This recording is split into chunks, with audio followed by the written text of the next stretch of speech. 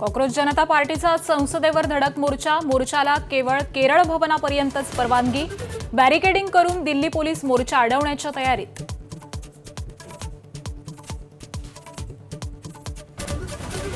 संसदेच्या पावसाळी अधिवेशनाला आजपासून सुरुवात होणार। नीट पेपर फुटी, राम मंदिर दानचोरी प्रकरणावरून विरोधक आक्रमक होण्याची शक्यता।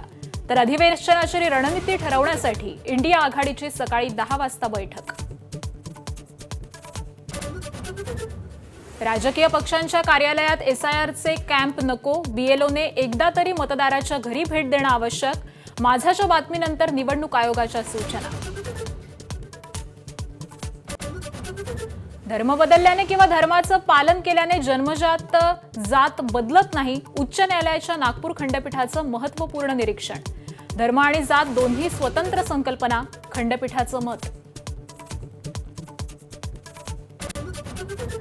अयोध्या राम मंदिर दानचोरी प्रकरणाची आज सुप्रीम कोर्टात सुनावणी। एसआयटी आज सीलबंद अहवाल कोर्टाला सोपवणार। ट्रस्टची नव्यानं उभारणी करा, निर्मोही आखाड्याची ही मागणी। वर्ध्यात समृद्धी महामार्गावर भीषण अपघात, मालवाहू वाहनाची कारला मागून जोरदार धडक। 5 जणांचा जागीच मृत्यू, 1 जण गंभीर जखमी।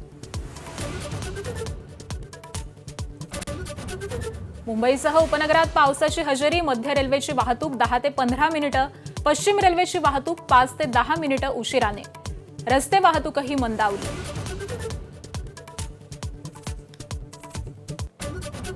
स्पेन ठरला यंदाचा फुटबॉल विश्वविजेता। अर्जेंटिनावर 1-0 मात करत स्पेनच्या युवा संघाकडून मेस्सीच्या पलटनचा पराभव। अतिरिक्त वेळेत स्पेनच्या फेरेन टोरेसचा गोल स्पेनसाठी निर्णायक।